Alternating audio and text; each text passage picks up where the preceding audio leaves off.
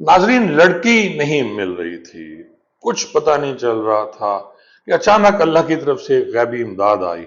लड़की का एक मामू था जी, वो मेरे पास आया और उसने मुझे कहा कि सर, एक बात आपको बतानी है। मैंने कहा जी बताएं। तो उसने कहा कि सर, 6 माह कबल मुझे एक कॉल आई थी एक नंबर से। एक बंदा बोल रहा था, उसने कहा जी आपकी लड़की एक प्रोस्टिट्यूशन के अड्डे पे मैंने देखी है, वो बड़ी परेशान है, एक प्रोस्टिट्यूट ने उसे अपने पास रखा हुआ है, तो अगर आप हो सकता है आप आके मुझे मिलें और उसको वहां से निकलवाएं। अब उसने जो एरिया बताया था वो भी वो था जी कोई पुल सगिया के पास का, इस टाइप का उसने एरिया बताया कि वहां एक अड्डे पे है। तो मैंने कहा यार ये बात तुमने पहले क्यों नहीं बताई? तो उसने कहा जी सर, हो हमने कहा जी कि हमें किसी ने गलत फोन किया होगा, तो फिर मैंने हम लोगों ने नहीं बताई किसी को। नाजरीन, ये क्ल्यू आना था, मैंने फौरी तौर पे उसे भिजवाया उस नंबर को, क्योंकि 1 साल तक हमें सीडीआर जो कॉल डिटेल रिपोर्ट है उसकी मिलने की एक्सेस होती है। तो मैंने कहा जी फौरी तौर पे इसका नंबर पता कराएं और इस नंबर पर देखें कि नंबर है किसका। उसका हमने नहीं पता किया तो वो एक लड़का था जी, और वो बंदा जिसके नाम वो सिम थी, उसका ताल्लुक अहमदपुर शर्किया से निकल आया और एक बहुत अच्छी फैमिली का वो लड़का था। अब मैंने फौरी तौर पे अहमदपुर शर्किया से पता कराया उस बंदे का नाम जो था कि जी ये कौन है, कैसा है। तो भला बासिया है, उसमें उसका घर बताया गया। वहां मैंने अपने को जानने वालों को भिजवाया और कहा जी इसका पता करें। तो वहां जाके पता चला कि जी वो लड़का तो आवारा है और वो यहाँ घर से भी भाग गया है और अब वो लाहौर में किसी दल्लागिरी का काम कर रहा है और हमें नहीं पता वो किधर है। अब वहां से जब कोई पता नहीं चला, लेकिन एक चीज हमें मिल गई कि उस लड़के का जो नया नंबर था जिससे वो अपनी मां से बात करता था, वो हमें मिल गया जी। अब नाज़रीन, उस नंबर की मैंने लोकेशन निकलवाई। वो नंबर हालांकि किसी और बंदे के नाम था, लोकेशन में वही एड्रेस आ रहा था जो कि था जी पुल सगिया का इर्द गिर्द ये कुछ एरिया है जहाँ पे ये सारे प्रोस्टिट्यूशन के अड्डे हैं। अब वहां मैंने फिर उस लड़के से बात की, उस बंदे से बात की और उसे बताया कि मेरा ताल्लुक अहमदपुर शर्किया से है और मैं पुलिस में अफसर हूँ और मैं आपसे मिलना चाहता हूँ। मुझे आपके मैंने ड्रामा किया कि आपकी वालदा साहबा ने मुझे कॉल की थी, आपके वो जो कुछ दोस्त अजीज हैं, कि उसका ख्याल रखा करें जी, भी लाहौर में होता है, तो आप भी लाहौर में हैं, आपसे कहाँ मुलाकात हो सकती है। तो मेरे शहर का नाम सुन के वो खुश हो गया जी और उसने कहा जी कि डीएसपी मुझे याद कर रहा है, हो सकता है कि वो मुझे काम मेरे जिम्मे लगाए। तो मैंने उसे कहा जी आपने हमें मिलना है। नाज़रीन, मैं पूरी नफरी एसएचओ मांगटा वाला इफ्तिखार और हम लेके मैं सीवीज में था और हम वहां जाके उसका इंतजार करने लगे। ये जहां पुल सगियां है उसके साथ के कुछ एरिया में एक शॉप थी जो जानने वाले थे एसएचओ के, वहां हम बैठ गए। प्रॉपर्टी की शॉप थी और मैंने उसे कहा जी आप उधर आ जाए। बाकी पुलिस वाले इधर उधर थे यूनिफॉर्म में, तो एक एसएचओ था उसकी गाड़ी भी मैंने इधर कर दी। मेरी अपनी जो प्राइवेट कार थी, हम लोग उस पे मैं बैठे रहे, मेरे साथ 2 लड़के और थे। और जब वो बंदा आया तो उसके बाद मैंने उसे बिठाया और बड़े आराम से उससे बात की और उसे कहा कि यार ये कुछ हो गया है, ये लड़की, तुमने कॉल की थी, तुम्हारे नंबर इससे कॉल हुई थी जो कि तुम्हारा पुराना नंबर है, तो वो लड़की किधर है? पहले तो वो घबरा गया और उसने कहा जी मुझे तो नहीं पता वो लड़की किधर है। तो मजबूरन हमें थोड़ा सा लिहाज सिर्फ इस एक तरफ रख के उसको थर्ड डिग्री करनी पड़ी कि लड़की का बताओ भाई, यहाँ तो सारी जान हमारी अजाम में आई हुई है और मज़ाहिर हुसैन नकवी साहब ने तो हमें लेके जाना है, मुझे भी डीपीओ को, तो किधर है वो लड़की? नाज़रीन, जब बहुत ज्यादा हमने उस पर थोड़ा सा सख्ती की तो उसने बताया जी कि लड़की तो दुबई चली गई है। मेरा मुंह खुला का खुला रह गया कि लड़की जो गांव की रहने वाली, जो अनपढ़ जैल, जो थापियां बनाते हुए भैंस की वो जो गोबर होती है उसकी, वो यहां आई तो कैसे आई? तो उसने जो कहानी सुनाई वो कुछ यूं थी कि वो लड़की गांव से जब भाग के आई किसी तरह बस में, वैगन में, अब कैसे आई, लेकिन वो उसके बाद दादा दरबार पे आके बैठ गई। तो वहां एक जो नायका थी, प्रोस्टिट्यूट थी, पुरानी खातून जो है, उसके वहते चढ़ गई। वो उसे ले गई और उसको अपने जो अड्डा था उस पर रखा और उसे यही काम धंधा उसने शुरू करा दिया। और उसके बाद वो वहां से भी उसको फिर खरीद लिया।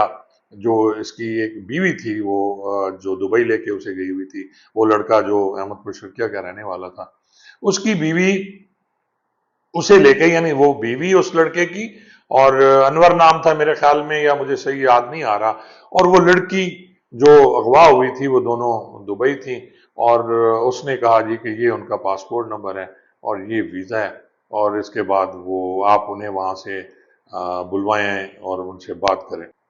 तो मैंने उस लड़के से कहा कि यार तुम मेरे सामने बात करो। मैंने अपने फ़ोन नंबर से उसे दुबई वाला नंबर जो था उस पे उसकी बात कराई, और उसे कहा उसके ज़रिए, वो जो अनवर था, कि अपनी बीवी से कहो वापस आए और मेरी बात करें। मैंने सारी बात उस खातून से की, वो जो उसके साथ थी। तो उसने कहा जी मैं कैसे वापस आ जाऊं, मेरे तो इतने पैसे लाखों रुपए लग गए, अभी हमें आए हुए 10 दिन नहीं हुए, हमारे तो पैसे पूरे नहीं हुए, 2 महीने का हमारा वीजा है, हमने 2 महीने यहाँ रहना है और पैसे कमाने हैं, तो मैं तो नहीं आ सकती, जिसने हमें बुलवाया है वो हमें नहीं आने देगा। तो मैंने उसे कहा नहीं जी, आपका जितना भी खर्चा हुआ है वो मैं भरने को तैयार हूं, मैं वादा करता हूं। और उस बंदे को भी कहा कि ये तुमको अपनी बीवी को, वरना तुम्हारी ऐसी की तैसी, अगर तुमने उससे कॉन्फिडेंस में नहीं लिया तो फिर तुम्हें यहां हम ले जाएंगे और इस मुकदमे में चालान कर देंगे। अब हमारे पास पासपोर्ट की कॉपियां आ चुकी थी, और उस औरत ने हमसे ये वादा किया था कि जी वो आ जाएगी, आप थोड़ा इंतजार करें, 2-3 दिन मुझे दें। अब अगले दिन, जैसा कि मैं बता चुका हूं कि जी 3 दिन के बाद पेशी होती थी, कोर्ट में पेश होना था, और हम बड़े खुश थे, चौड़े होके हमने कहा जी अब हमारी जान छूट जाएगी। पासपोर्ट की हमने कॉपियां निकलवाई, पूरी एक डिटेल रिपोर्ट बनाई, मैं और डीपीओ साहब, और उस बंदे को भी लेके हमने साथ चले गए, और अगले दिन हम जाके फिर मज़ाहिर अली नकवी साहब के पेश हो गए। मज़ाहिर अली नकवी साहब को हमने बताया कि जनाब ये पासपोर्ट, ये उनके वीज़े, ये जो वो गए हैं, ये उसकी रिपोर्ट है। अब सर लड़की को के बाहर है तो हम क्या करें, अब हम तो नहीं ला सकते। तो जज साहब ने हमें देखा और कहा अच्छा तो ये तो ठीक है, अब लड़की को दुबई से लाओ। नाज़रीन, हम बड़े परेशान कि हमने प्रूव कर दिया कि लड़की अब इस मुल्क में नहीं है, वो नायका के साथ गई है, अपनी मर्जी के साथ गई है, आज़ाद मर्जी के साथ गई है। लेकिन जज साहब बज़िद थे जी कि उस लड़की को हर सूरत में उनके पेश किया जाए। बाहर निकले और उस बंदे को फिर हमने घेरा डाल लिया, अनवर को, और फिर थाने पे ले आया उसे, और उसे कहा जी कि तो कॉल करो उसे और उसे कहो जी कि फौरी वापस आए, वरना तुम्हारी खैर नहीं है।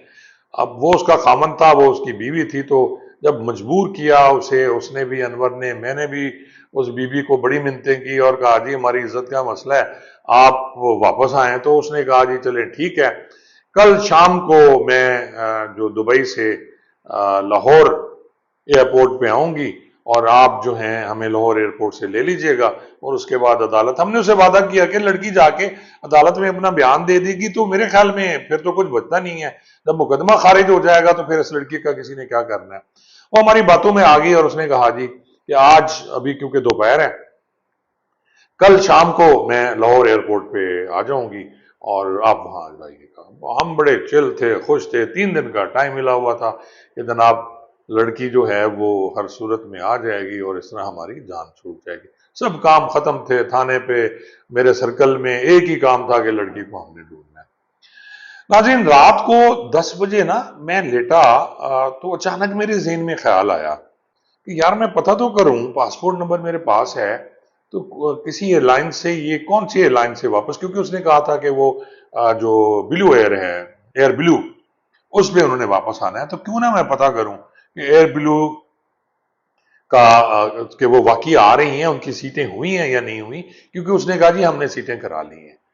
मैंने जो साहबजादा बिलाल साहब हैं, अपने मेरे डीपीओ थे, मैंने उन्हें कॉल की रात 10 बजे। मैंने कहा सर ये मुझे काइंडली पता करा दें, ये पासपोर्ट नंबर पे वाकई इनकी कल की सीटें हुई हैं नहीं हुई, कहीं औरत हमें धोखा तो नहीं दे रही। तो तकरीबन कोई आधे घंटे बाद मुझे कॉल आई, उनका कोई दोस्त था एयर ब्लू में, तो मुझे कहते हैं अजीज यार वो तो शारजा से बैठ गई है एयर ब्लू पे, और वो रात को 3 बजे मुल्तान, 3 या 4 बजे उसने मुल्तान उतर जाना है, वो तो वहां से जहाज उनका टेक ऑफ कर गया है। ये तकरीबन 12-12:30 बजे की बात थी रात की। मेरे तो हाथों के तोते उड़ गए नाजरीन। और उसके बाद मैंने कहा सर मुल्तान में جو سی پی او ہیں آپ مہربانی کر کے انہیں کہیں، اور جو ڈی ایس پی وہاں تھے میرے خیال ضیاء صاحب تھے، مجھے یاد آتا ہے، ڈی ایس پی کینٹ، ان سے میں نے بات کی، انہوں نے کہا جی ہمارے سی پی او کہتے تو ہم یہ سارا کچھ کر سکتے ہیں۔ میں وہاں پہنچ نہیں سکتا تھا کیونکہ ننکانہ سے جو ملتان کا سفر ہے وہ تقریباً 4 گھنٹے کا ہے جی، 4-5 گھنٹے کا سفر تھا، اور کافی لمبا سفر ہے، آپ کو ادھر ادھر سے ہو کے جانا پڑتا ہے۔ تو پھر میں نے سی پی او صاحب ملتان سے بات ہوئی، اور انہوں نے پھر ڈی ایس پی کو کہا، اور کچھ ٹیم جو ہے وہ جا کے وہاں ایئرپورٹ پہ بیٹھ گئی، ایئرپورٹ پہ ڈیوٹی لگا دی گئی۔ میں بھی گاڑی پہ، اپنی گاڑی، سرکاری گاڑی پہ ملتان کے لیے نکل گیا، ایس ایچ او میرے ساتھ تھا، اور راستے میں ہی ہمیں اطلاع ملی کہ جناب وہ دونوں، وہ لڑکی اور اس کے ساتھ جو خاتون تھی، اس کی عمر بھی کوئی 30-35 سال تھی، تو وہ دونوں ہم نے لے لی ہیں، اور اب ہم تھانے کینٹ میں بیٹھے ہوئے ہیں، اسے لے کے وہاں آ گئے ہیں، اور ہم، آپ لوگ بھی تھانہ کینٹ میں آ جائیں اور وہاں ان سے انٹروگیشن کر لیں۔ آج رات کو تقریباً 4:30 بجے، 5 بجے میں پہنچا جی تھانہ کینٹ ملتان، اور وہاں جب اندر گئے تو 2 لڑکیاں بڑی ماڈ قسم کی بیٹھی ہوئی تھیں جی کرسیوں پہ، اور وہ جو خاتون تھی 35-35 سال کی لڑکی یا عورت وہ موجود تھی، لیکن اس کے ساتھ جو بیٹھی ہوئی لڑکی میں دیکھ کے ششدر رہ گیا، جیسے پڑھی لکھی لڑکی ہو جس کا اپنا سٹائل، چنگم اس کے منہ میں تھا اور وہ چنگم چبا رہی تھی، اور انہوں نے پرفیوم بڑے اچھے اچھے لگائے ہوئے جس کی خوشبو آ رہی تھی، اور سارے پولیس والے جو ڈی ایس پی صاحب تھے وہ تو نہیں تھے، لیکن ایس ایچ او کی کسٹڈی میں تھی، ایس ایچ او ہمارا انتظار کر رہا تھا۔ اب میں نے اس سے پھر کوشچن کیا، اس سے پوچھا کہ بھائی تم کیسے؟ اس نے کہا جی میری مرضی ہے، میں جو کروں، آپ کون ہوتے ہیں مجھے پوچھنے والے؟ اسے بھی پڑھایا گیا تھا اچھی طرح، لے چلیں آپ مجھے پیش کریں۔ اب پیشی کو تقریباً 3 دن رہتے تھے جی۔ اس لڑکی کو ہم لے کے آئے، اسے رکھا جی ایک ڈیرے پہ، جو ایک خواتین تھیں اس پہ، لیڈی کانسٹیبلز ان کے ساتھ رکھی گئی، اس کو اپنی کسٹڈی میں رکھا، دونوں خواتین کو، اور اس کے بعد جب 3 دن پورے ہوئے تو ہم نے جا کے اسے مظاہر علی نقوی صاحب کی عدالت میں پیش کر دیا۔ اب مزے کی بات یہ ہے کہ وہاں لڑکی نے یہ بیان دیا کہ جی مجھے کسی نے اغوا نہیں کیا اور میں اپنی مرضی سے گئی تھی، لیکن اس پہ وہ مظاہر علی نقوی صاحب جو ہیں انہوں نے اکتفا نہیں کیا، اور انہوں نے کہا جی لڑکی کو دارالامان بھیج دیا جائے، اور ساتھ ہی انہوں نے یہ حکم کیا کہ لاہور سے جتنی بھی لڑکیاں گئی ہیں دبئی وہ ساری ڈھونڈیں۔ اب میں بڑا پریشان کہ یہ کون سا حکم ہے، یہ کون سی عدالت ہے جو کہ یہ کہہ رہی ہے کہ لاہور سے جتنی لڑکیاں دبئی گئی ہیں اس کام کے سلسلے میں وہ ساری ڈھونڈیں۔ اب باہر نکل کے ڈی پی او صاحب میری طرف دیکھ کے مسکرایا، انہوں نے کہا جی خان صاحب جاؤ لبو ان کڑیاں، اور میں نے پھر آگے افتخار کو کہا انسپیکٹر کو بھی ڈھونڈو ویسے جو مانگتا والا لاہور سارے جو پروسیکیوشن کے اڈے ہیں ان سے پتہ کرو کہ کتنی لڑکیاں کہاں گئی ہیں، اور اس کے بعد انہیں لے کے عدالت میں پیش کرو۔ ناظرین 3 دن بعد پھر پیشی تھی، ہم نے کچھ لڑکیاں پکڑی افتخار نے، اور اس کے بعد لے کے گئے، ایک رپورٹ بنائی، ڈیٹیل رپورٹ بنائی، لیگل برانچ کو اپنے ساتھ ملایا کہ جی جب پیش ہوئے 3 دن بعد وہ لڑکی بھی پیش ہوئی، اور اس نے یہی بیان دیا کہ جناب مجھے کسی نے اغوا نہیں کیا۔ اسے اس سے باپ سے ملنے کی اجازت دی گئی، پھر بلوایا گیا، اور پوچھنے کے بعد کہ ہاں اب بتاؤ، تو لڑکی نے کہا جی مجھے کسی نے اغوا نہیں کیا، اور ساتھ ہی ہم نے وہ رپورٹ پیش کی کہ جناب یہاں لاہور سے کوئی لڑکی ایسی نہیں ملی جو دبئی گئی ہو۔ اور اس کے بعد جج صاحب کا حکم یہ تھا کہ اس لڑکی کو، یہ جو لڑکی تھی جس کے یعنی مقدمہ درج ہوا تھا 365 کا، اس کو بھی مقدمے میں چلان کرو، ان سب عورتوں کو، اور یہ جو دلال ہیں ان سب کو اس میں مقدمے میں چلان کرو۔ اب باہر یقین جانے انتہائی پریشانی کا عالم ہے کہ مغویہ کیسے چلان ہو سکتی ہے۔ ایک مغویہ جو 365 کی مغویہ ہے، جو خود اپنی مرضی سے گئی، جو عدالت میں خود بیان دے رہی ہے، عدالت عالیہ میں جج صاحب کو، کہ جی وہ اپنی مرضی سے گئی ہے، تو آپ کیسے اس کو چلان کر دے سکتے ہیں؟ لیکن حکم تھا جی عدالت کا، اور کمپلینس ہم نے کرنی ہے۔ تو یہی بدقسمتی ہے ناظرین کہ جی جب عدالتیں اس طرح کا الیگل آرڈر حکم کرتی ہیں، اپنی مرضی سے کرتی ہیں، اور وہ قانونی نہیں ہوتے، تو پھر مختلف پرابلمز پیدا ہوتے ہیں۔ مجبوراً ہم نے جی وہ جو ساتھ گئی تھی خاتون، اس کو وہ لڑکی جو تھی اس کے خامند کو 3-4 اور لڑکیاں جو افتخار پکڑ کے لایا تھا وہ، اور اس لڑکی کو بھی 365 میں چلان کر دیا گیا۔ وہ دوسرے تیسرے دن اس کی بیل ہو گئی، کیونکہ مقدمے میں تو کچھ تھا نہیں، نہ ہی کوئی ثبوت تھا، نہ ہی کوئی گواہ تھے، ایک ہی مدعی تھا۔ اور لڑکی نے پھر عدالت میں وہی بیان دیا لوور کورٹ میں کہ مجھے کسی نے اغوا نہیں کیا۔ تو اس طرح ہماری جان چھوٹی جی، ان کی بھی ضمانتیں ہو گئی، مقدمے کا پتہ نہیں کیا ہوا۔ میں تو اس کے بعد مئی میں ریٹائر ہو گیا، لیکن اب بھی افتخار مجھے ملتا ہے جب، تو میں اسے دیکھ کے کہتا ہوں کہ، اور وہ میری طرف دیکھتا ہے کہ سر کیسا تھا مسہر علی نقوی صاحب کی عدالت۔ ناظرین، آپ کو یہ ساری کہانی سنانے کا مقصد یہ تھا، یا آپ بھی سنانے کا مقصد یہ تھا کہ جب یہ لوگ عدالتوں میں بیٹھے ہوتے ہیں تو فرعون ہوتے ہیں، جب یہ لوگ صاحب اقتدار ہوتے ہیں، بے شک میں بھی اس میں شامل ہوں، تو ہم لوگ فرعون ہوتے ہیں، لیکن جب خود پہ گزرتی ہیں، جب اپنے ساتھ ہوتی ہے، تو آپ دیکھ لیں کہ جب قاضی فائز عیسیٰ صاحب پیش ہوتے تھے ان کی کیا کنڈیشن تھی، مسہر علی نقوی جب خود پیش ہوتے رہے اور بھاگ گئے اور ان کی کیا کنڈیشن ہے، آپ جب وہ ڈسمس ہو گئے ہیں تو ان کی کیا کنڈیشن ہے، وہ کیا سوچتے ہیں اپنے بارے میں۔ اس طرح آپ دیکھیں اعجاز الحسن، جو جسٹس اعجاز الحسن، انہوں نے بھی ریزائن کر دیا، کیونکہ انہیں بھی ڈر تھا کہ ان کے خلاف کچھ ایسا ہوگا۔ اور پھر شوکت صدیقی صاحب، جنہیں اب بحال کر دیا گیا 5 سال خوار ہونے کے بعد، مجھے بتائیں یہ کون سا انصاف ہے، کون سا قانون ہے؟ مرضی ہے جوڈیشلی کی، مرضی ہے جج صاحبان کی، جو مرضی کریں، کوئی پوچھنے والا نہیں ہے، نہ کوئی قانون ہے۔